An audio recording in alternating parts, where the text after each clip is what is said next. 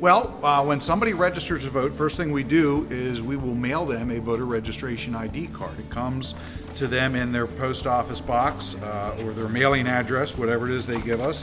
It will look something like this when they receive it in the mail. And on there, once they open it up, they will see their name, their registered party, their election district, and most importantly, their polling place.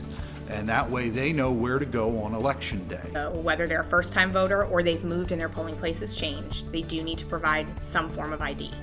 If you've been voting in the same place for 20 years or whatever, you don't need to bring anything, just yourself. And you can show your driver's license, you can show the voter ID card we've mailed you. There's a whole host of different qualifying IDs, but the most simplest is your voter ID card that you receive from our office or a driver's license. And that's for a first-time voter in that election district.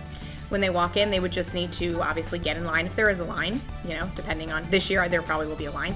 And then just provide their name, and then the poll worker would look them up in the poll book. And if they need to show ID, they would be asked to show ID, and if they don't need to show ID, then they would just sign in the book, and then they would be taken to a voting machine.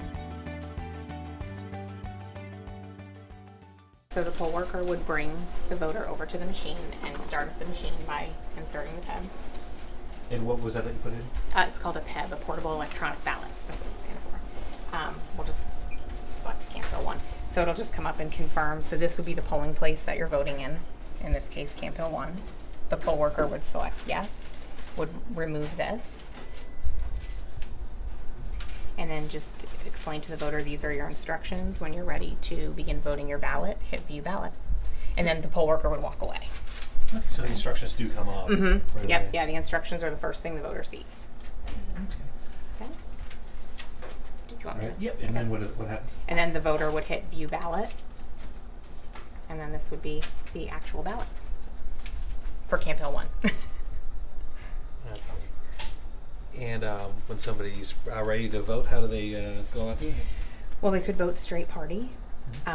So if they did straight party Democrat, you can see that then all the Democratic candidates would light up. Okay.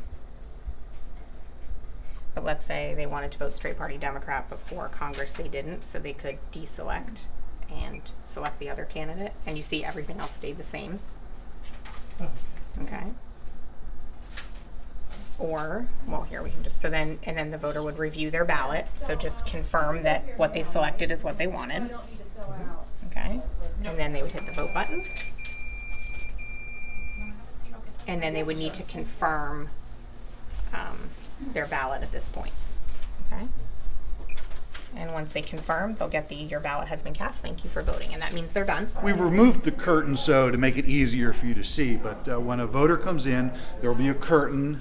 They'll go inside the curtain, and then one of the machine operators will activate the board, and then you can see the lights are flashing in the office boxes where an individual has choices to make.